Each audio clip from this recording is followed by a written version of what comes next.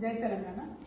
దేశవ్యాప్తంగా గ్రామీణ ప్రాంతాల్లో ఉన్నటువంటి పేద ప్రజలను ఆదుకోవడానికి గ్రామీణ ఉపాధి హామీ పథకాన్ని చాలా సంవత్సరాల కింద ఈ భారతదేశంలో తెచ్చుకోవడం జరిగింది. ఎప్పుడైతే భారతీయ జనతా పార్టీ వచ్చిందో కేంద్రంలో అధికారంలో, అప్పటి నుండి ఇప్పటి వరకు కూడా ఒక కక్షపూరితంగా ఈ పేద ప్రజల మీద కక్ష కట్టి పని దినాన్ని తగ్గించుకుంటూ వచ్చి మొత్తానికి ఉపాధి హామీ పథకాన్ని తొలగించాలనేటటువంటి కుట్ర బీజేపీ చేస్తుందని మనందరూ కూడా అర్థమవుతున్నది.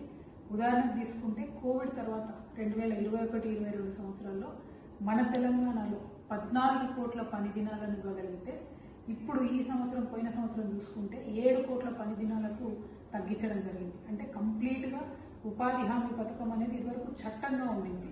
దాన్ని మొన్న పేరు మార్చి బీబీజీ రామ్జీ అని పేరు మార్చి దాన్ని కేవలం ఒక మిషన్ అంటే ఒక ప్రోగ్రామ్ కిందకి మార్చింది.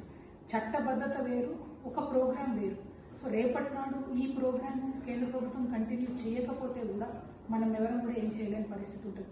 కానీ వాస్తవానికి ఉపాధి హామీ పథకం వల్ల గ్రామీణ ఆర్థిక వ్యవస్థ ఎంతో కొంత బాగుపడ్డదన్న విషయాన్ని, ఎస్పెషల్లీ కరువు ఎప్పుడైతే వస్తుందో ఆ సంవత్సరంలో పేద ప్రజలకు పిడికడ అన్నం పెట్టడానికి ఈ పథకం పనికొస్తుంది. కాబట్టి ఖచ్చితంగా ఈ పథకం కొనసాగించాలి.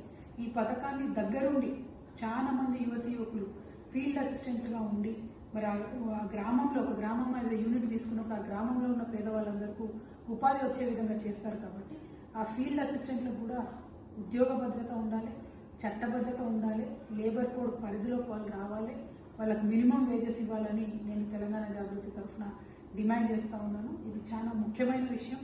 దయచేసి భారతీయ జనతా పార్టీకి ఇక్కడ నుంచి 8 మంది ఎంపీలు ఉన్నారు. ఈ ఎంపీలందరినీ కూడా నేను కోరుతా ఉన్నాను, మీరు మీ ప్రభుత్వంతో కొట్లాడండి. తెలంగాణ గ్రామాల్లో ఉండేటటువంటి అనేక మంది పేద ప్రజలకు అన్నం పెట్టేటటువంటి ఈ పథకాన్ని దాని చట్టబద్ధత తీసేసిండ్రు. మీరు ఇప్పటికే దాన్ని ఒక కార్యక్రమంగా చేసిండ్రు. నిధులు కూడా ఇస్తలేదు. ఇది చాలా అన్యాయం. ఆ ఫీల్డ్ అసిస్టెంట్లకు ఉద్యోగ భద్రత ఇవ్వాలి, ఈ చట్టానికి ఈ కార్యక్రమానికి నిధులు ఇవ్వాలని చెప్పి నేను డిమాండ్ చేస్తా ఉన్నాను. Thank you.